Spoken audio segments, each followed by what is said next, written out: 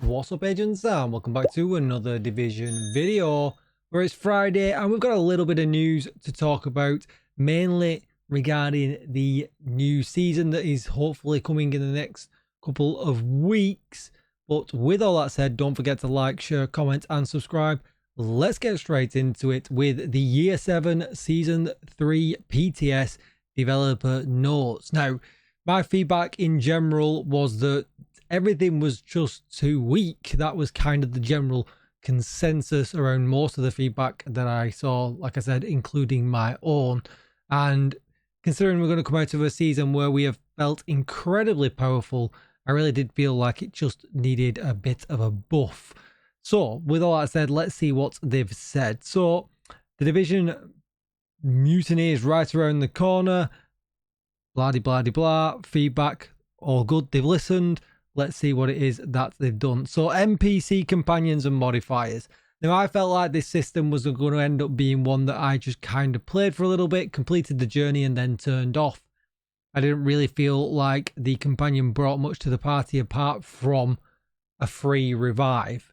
And aside from that, you know, it was just easier just to kill things myself rather than order somebody else to do it. So let's see what changes they've made. So behavior and responsiveness, that was a huge thing as well. I felt like, you know, by the time you told them to do something, they were just like, yeah, all right, whatever. And, you know, then not doing it at all. So companions now react faster to attack, take cover, and ability commands. Improve reliability when moving to ordered cover. Companions will keep in cover position within medium distance from the player. Fix some cases where companions got stuck or ignored orders. The ignored orders thing was extremely frustrating. And then reduced ranges at which companions would search for targets. Yes, because they would cause a significant amount of aggro when really you just wanted to get past some enemies. Companions are now invulnerable while reviving the player. That's a nice change. When revived by the player, companions now return with full armor. That's a good change as well. And they added a new SFX for the companion downed state. Okay, so they're good changes overall so far. I think, you know, that's definitely an improvement. So then the command link, oh, they've done quite a lot. So command link abilities can no longer be triggered out of combat. Faster command link gain during encounters, that's good, especially for the healer. Buffed several teamwork bonuses. So priority kill, your companion kills your marked target, grants 40% weapon handling and 10% rate of fire for 10 seconds, awards 30 command link points. All right, so I'm not really going to go through these because we don't know what they were and we've really got to try them out. So it just looks like, you know, as you can see here, this one grants 25% crit damage for 10 seconds, but 40 command link points. Then we've got reload speed.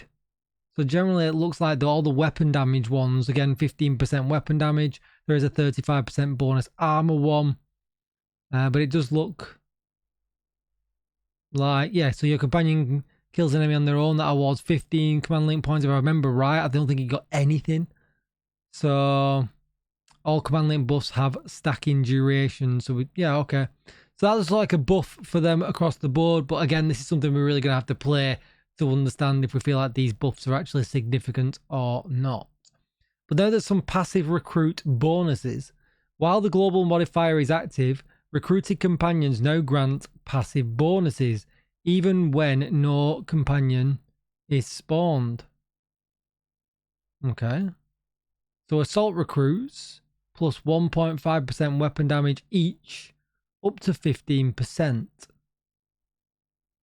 Medic recruits 2% Hasbro each, up to 20%. Engineer recruits 1.5% skill efficiency, up to 15%.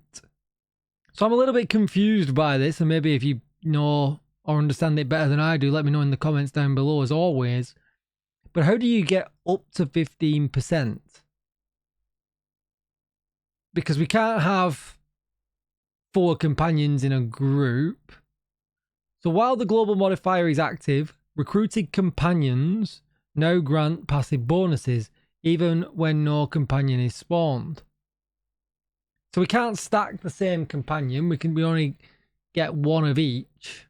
So yeah, I'm definitely interested to see how we get this 15%. Because, you know, you think, oh, I recruit an assault, I get 1.5% extra weapon damage. Well, how do I get the other 13.5?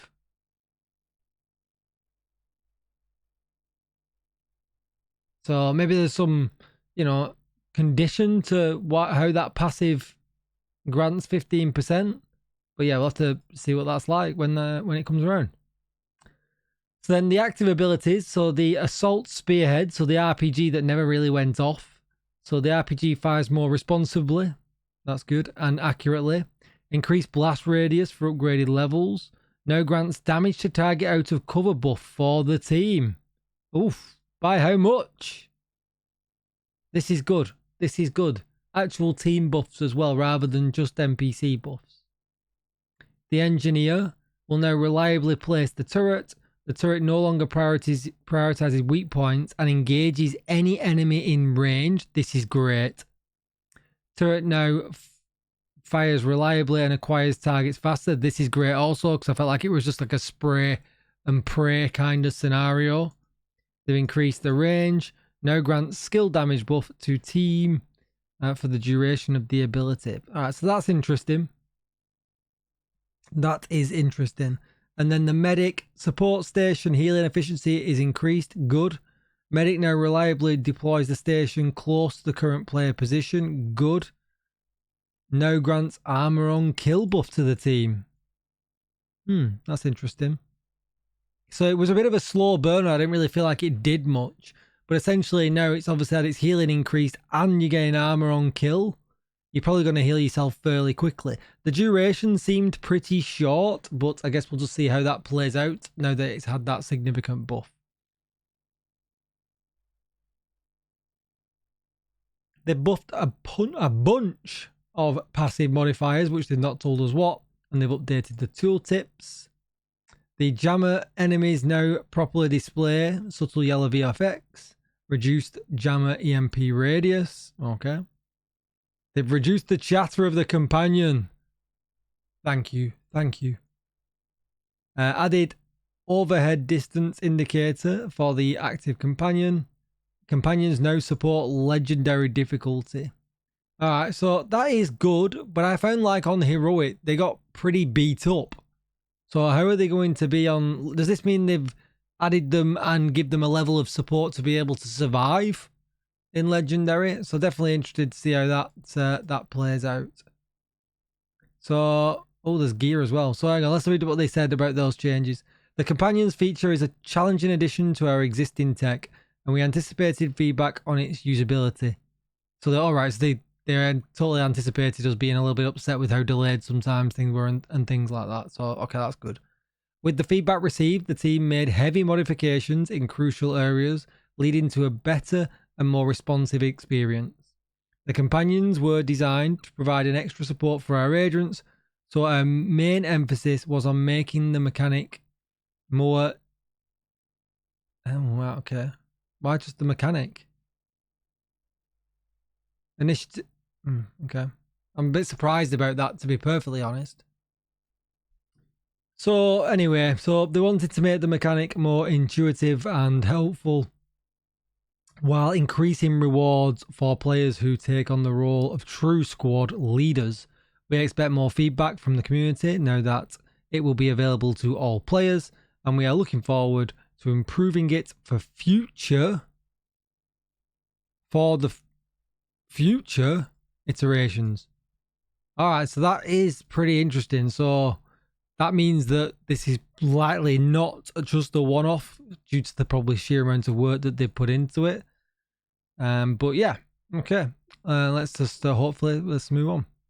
So the brand set, the unit alloys, has had a nerf. Well, I say nerf, it never really came out, but in the PTF, the named item, the Slavo, was 8% rate of fire as a minor attribute. It was like a set minor attribute.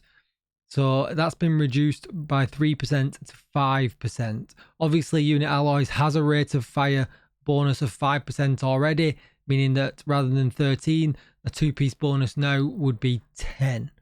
I don't really understand why they've done this. From all my testing, it seemed fairly balanced. So I'm a little bit surprised. But, I mean, obviously they did way more testing than I did. And, you know, maybe I only tested exclusively with assault rifles. Maybe with other guns it was just a little bit too much. But glad to see that it's not been nerfed into the ground.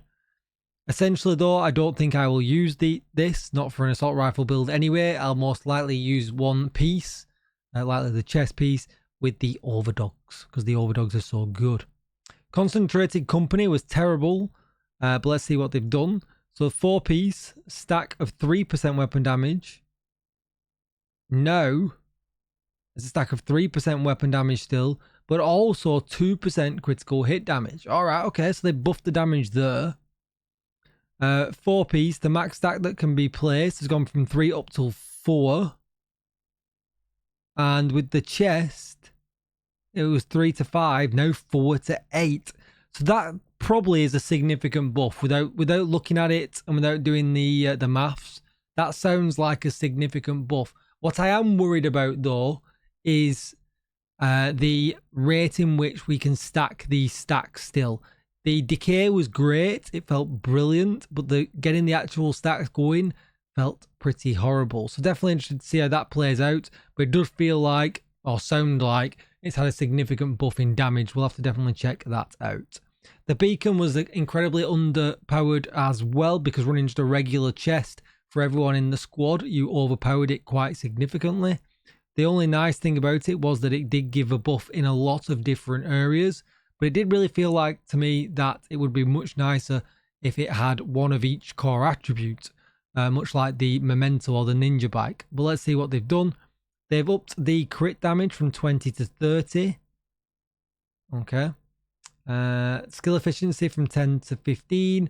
Armor regen from 1 to 2. That is quite a good survivability buff, to be honest. I know it sounds low, but you know, 1% still, you know, gets up very quickly. 2 is a significant change.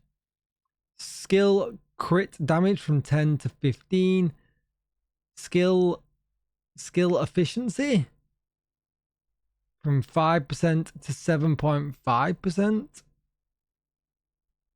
I'm a little bit confused. Oh, I see what they've done. So it says ally crit damage goes from 20 to 30.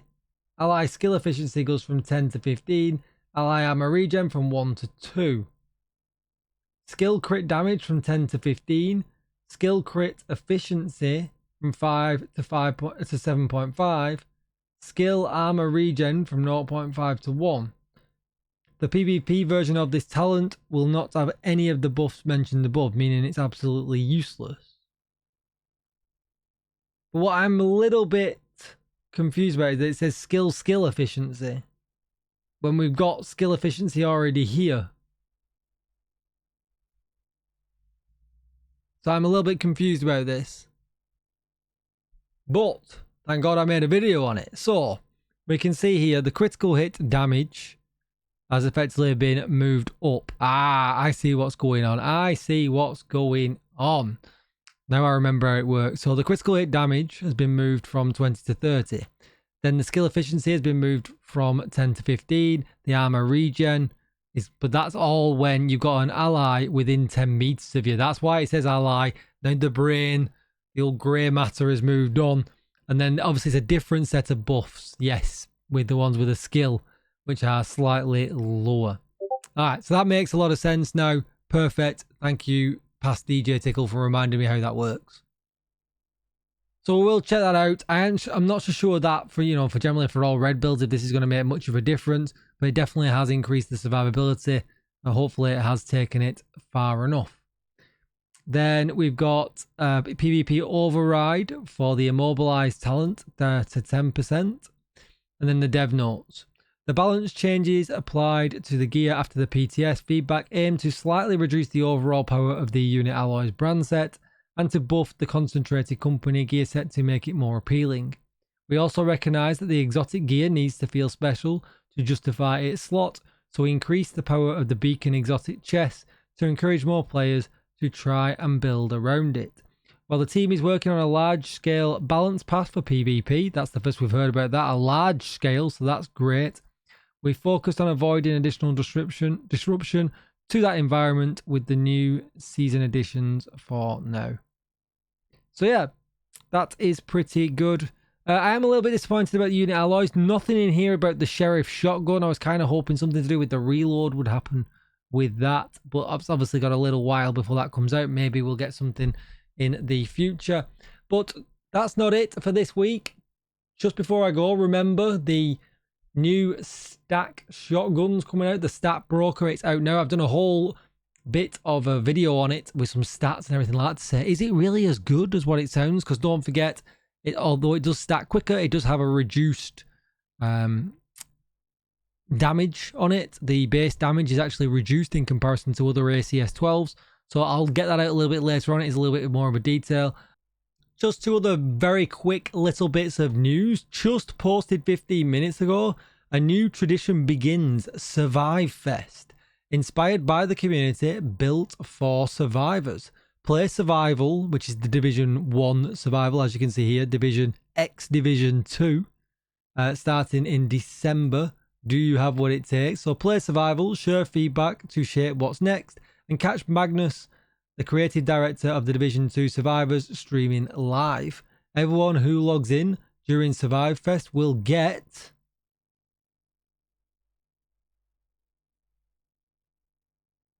what? We're going to get some stuff. Something special with extra rewards for a few standout players. More info next week. So that is pretty cool. I like the sounds of that.